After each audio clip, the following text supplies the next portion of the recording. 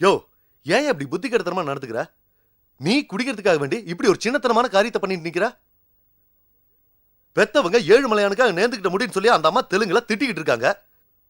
இதெல்லாம் ஒரு கேஸ்ன்னு சொல்லி கோர்ட்டு கொண்டு போனா காரி மூஞ்சில துப்புவாங்க.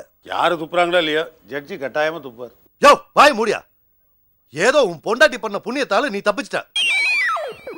முழிக்காத. உன்னால இந்த கடைக்காரருக்கு ஏகப்பட்ட நஷ்டம்.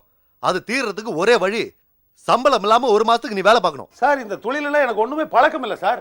கீழே விழுற முடிய கூட்டி பெருக்கி குப்பையில போறதுக்கு கம்ப்யூட்டர் சயின்ஸ் படிப்பு தேவையில்லை. நாளைக்கு காலையில குளிச்சு முடிச்சு சாமி கும்பிட்டு நேரா கடைக்கு வந்துடுறேன். ஸ்டேஷனுக்கு வர. ஸ்டேஷனுக்கு வந்து கையெழுத்து போட்டுட்டு கடைக்கு வர.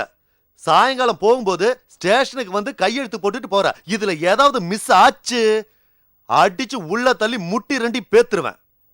சார் வர்ற கஸ்டமர் அரசியல் பேசுவாங்க சார். இந்த ஆளு வாய வச்சுக்கிட்டு சும்மா இருக்கவே மாட்டான் சார். கேட்டீல, ஒழுங்கா நடந்துக்கணும். சார் நமக்கு பிடிக்காத கருத்துக்களை பேசலாம் கூட நம்ம சும்மா இருக்க முடியுமா? ஏன் கூட்டணி கட்சிக்காரங்க வாய முடிட்டு சும்மா இல்ல? அந்த மாதிரி இரு.